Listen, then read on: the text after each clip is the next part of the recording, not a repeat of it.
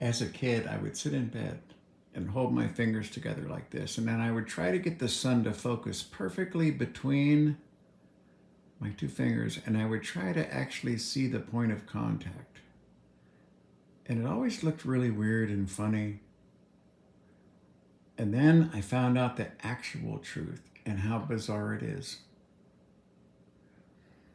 I read that, I guess I was 11, 10 or 11. I read that about the actual atomic scale sensation was just the big scale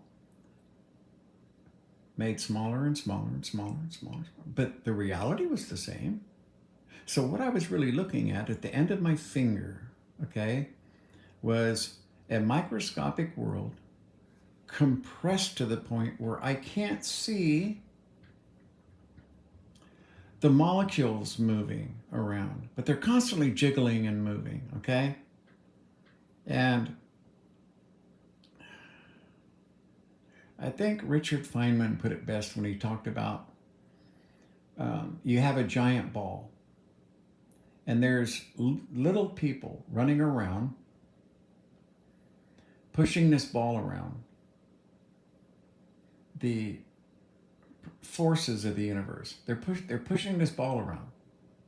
Many circumstances, but we'll just say we just see the ball being pushed around. But if we start to move backwards, okay, and the ball gets smaller and smaller and smaller and smaller and smaller, pretty soon when we can barely see the ball, the people have completely disappeared.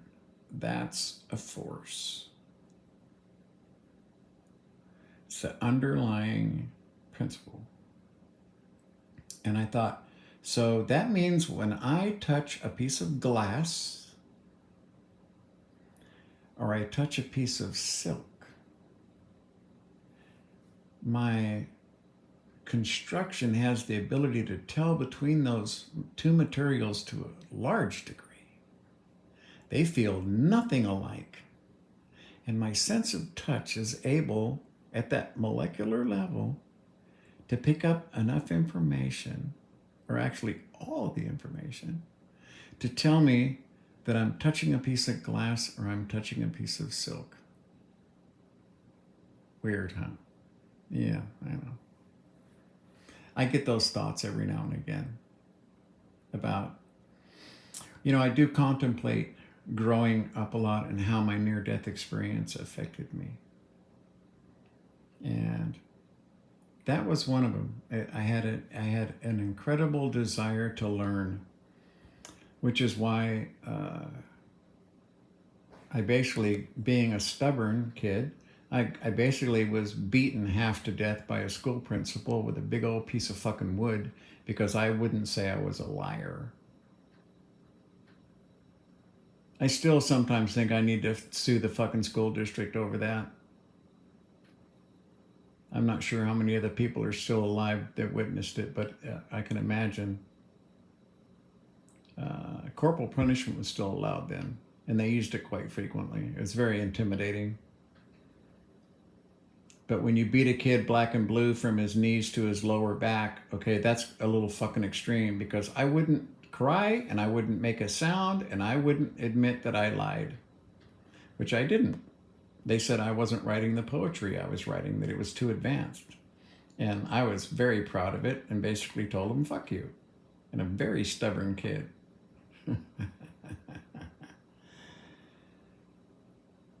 That was all part of my near-death experience. I became a stubborn person. And for me, the more intelligent a person is, and I'm not talking about good at math. Okay, please give me a break. Okay, take your standardized fucking IQ test and shove it up your ass, because I know it's worthless. Okay, I'm talking about someone that can explain any plethora of, any multitude of questions about any multitude of things and give you an educated, reasonable answer and be able to tell you when they absolutely knew something or when they thought, I think it's like this. That's intelligence. Not whether you're good at math or not, because you can do math on a calculator. You can't do fucking brains on a calculator.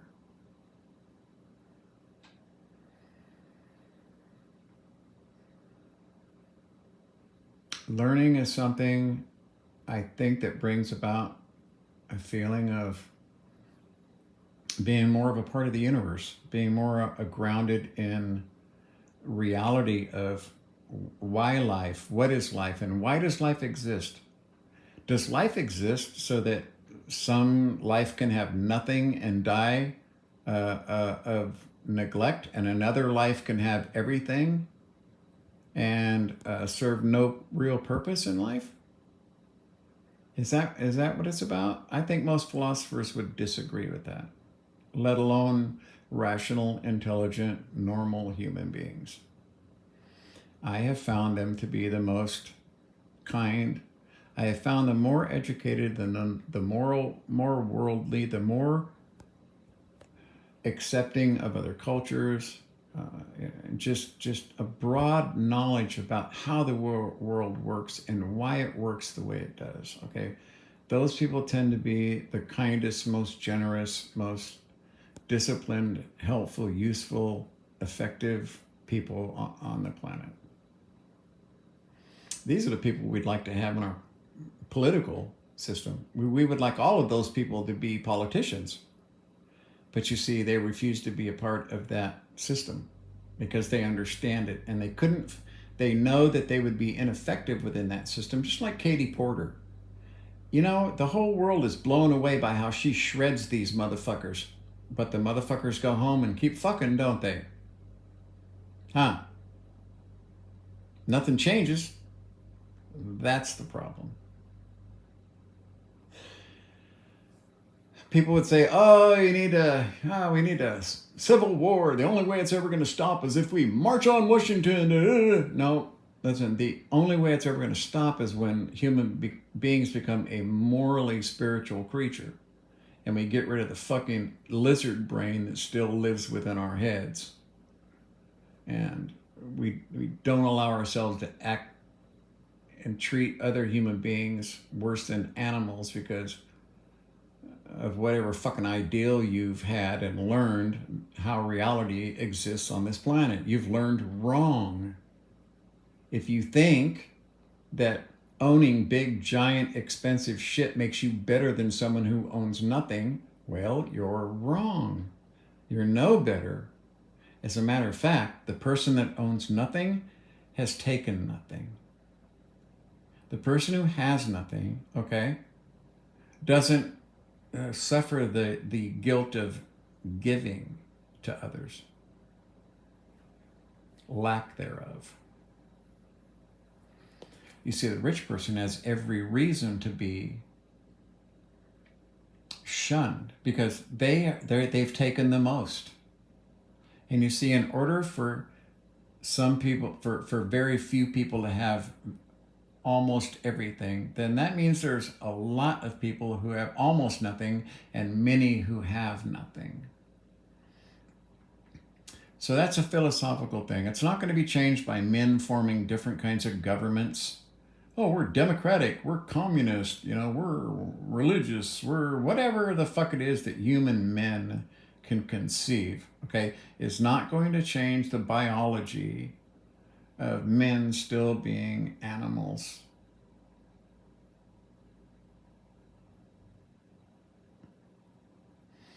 I learned very early on with that eye experiment, okay, that reality isn't as we see it. This is reality. The amazing fact, okay, that on a molecular level, whatever I'm touching, I'm not really touching it. It's being repelled by forces. The little people, it's being repelled by them, okay? But the information that's transmitted allows me to feel exactly what it is. The electrical impulses from skin sensors.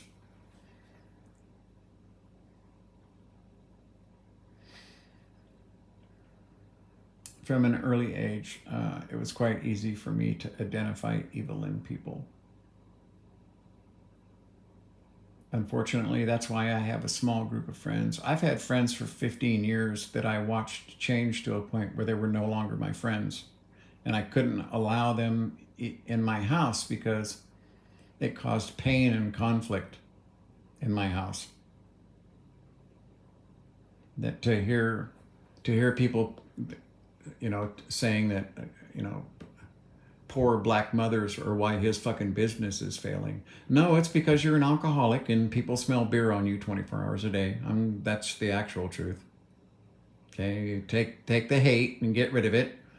Quit listening to Rush Limbaugh every fucking day, 8 hours a day, getting mind fucked by these guys, and come around to the person I used to know that was a kind and generous individual that would do anything for anybody, and you've turned into this total cunt. So I have not talked to that person in a very long time. Didn't care to be educated, went to the religious route, which of course allowed him to be a hypocrite, complete and total hypocrite, because he got forgiven every day, so he could do whatever he wanted pretty much. No, religion is the bane of man. Stupidity and ignorance is the bane of man. Okay, the animal is the bane of man. The system that's in place right now, it really serves only the bane of man. There is very few people are applauded for having nothing and not taking anything from the world and being happy. You don't hear about them on the news, do you?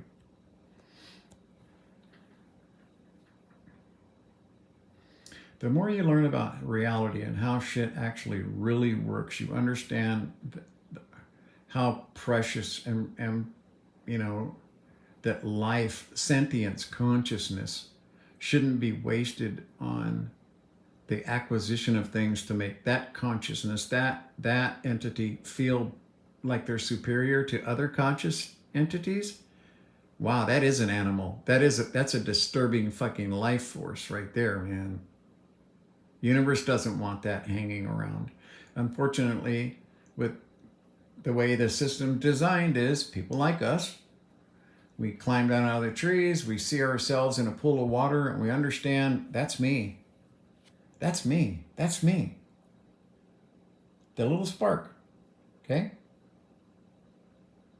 When that happens, you've crossed a line. And now, information created through choice is what makes you who you are in this reality as an observer. And when you perish, that stays corporeal. It stays together. Because we're conscious. Because we're a sentient consciousness. That's the saving grace. Okay?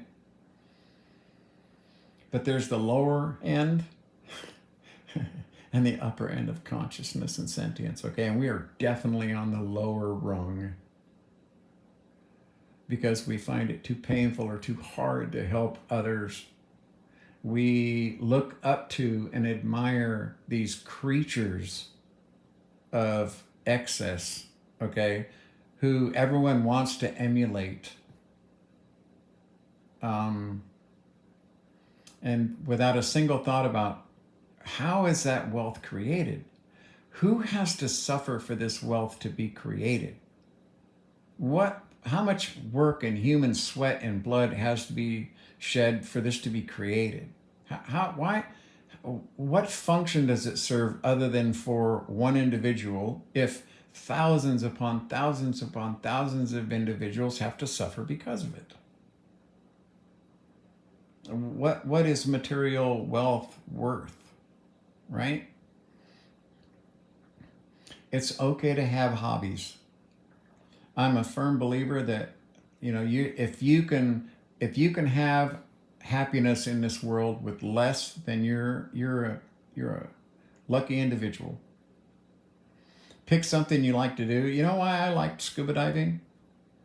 God, I got 1,000 hours of fucking scuba diving. Do you know why? Because it was cheap. And it was the most fun thing to do in the desert, too. Desert tortoise. Fill the tanks, go play. It was cheap. But then I was, in the military, not making any fucking money, broke all the time. Life changes. Now I'm 70. I've made a few wise decisions and choices, and basically I still have to scrimp and save for my hobbies to this day. I'm happy. I'd like to have 2 big bass speakers, but one gets the job done. I'd like to have a Macintosh amplifier sitting over there instead of my cheap ass Pioneer, but the Pioneer does just fine. You see, that's the truth, really. We could all do with adequacy. I talk a lot about levels, okay? Everybody should be, there's a minimum level for human dignity that should be met. Free medical care, housing, and food. And if we had a system that gave any flying fuck whatsoever about human life, that system would have been in place for the last 1,000 years, and it'd be easy to maintain. The excess that goes to so many few individuals in this economic system, okay, of constant growth. It has to be constant and consistent growth. And we know through economic theory and simple fucking mathematics that you cannot have eternal fucking growth on a limited planet. Simple as that, okay?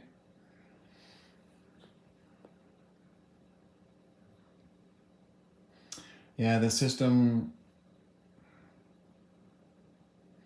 really plays to the animal side of us. The giant cheek pouches and the greed, the more. It really, really does. And we're not talking about woodpeckers that put away thousands of acorns for winter because that's part of their genetic makeup. Through many years of evolution, humans are this is just plain out animal fucking greed. Because I believe that, if you've made $1 billion in this world, that's enough, motherfucker. Go away. Everything else should be contributed back to society, 100%. Workers' wages, building hospitals, making sure education's okay in the United States. All fucking billionaires, it should be that way. Okay? If you got over $1 billion, fuck you. 100% tax, The world would be such a much better place. We would actually have the money and the social push to stop things like climate change, ocean acidification, plastic pollution, forever chemicals pollution. We would these are the kind of things we would be tackling as a society, okay? But we don't, because all of the resources of the world are piled into such a tiny little fucking pinpoint, okay, that's sequestered away from the rest of it. It's not used. It is simply there to control and to maintain the system that's in place. I'm saying, if you like drag racing cars, you should have a drag race car. You don't have to be so poor you can't own a drag race car, okay? But if you own a drag race car and $199 billion fucking dollars on top of that, yeah, motherfucker. See, there's a difference. There's levels, okay? Just common sense, giving a shit about other human beings. If that system was in place, there would be more than enough to go around for everyone. Everyone could have their hobby. The world wouldn't end. Everyone would, whatever it is you like to do, you'd still be able to fucking do that. And there would be excess food and plenty and free power and everything else for everybody. See? So, yeah, no off-ramps were built on that capitalistic highway. Okay, well, I got that off my back. I just had a flashback when I was a kid doing that, you know what I mean? Watching this show on molecules. Yeah, the most intelligent people and the ones who are on the Dunning-Kruger scale at the very fucking top of ignorance up here, those are the motherfuckers running around with Nazi shirts and shit and carrying guns, dressing up like I'm an army man. Look, I'm an army man, everybody. Aren't I intimidating? See my big gun? They're the most ignorant of fools. They couldn't think their way out of a wet fucking paper bag. You know what I mean? They could shoot their way out. They damn sure couldn't think their way out. Give one, or you Rubik's Cube, and they'd sit there for fucking eternity going mad. You know what I mean? Yeah, I think spirituality and rational intelligence kind of go hand in hand.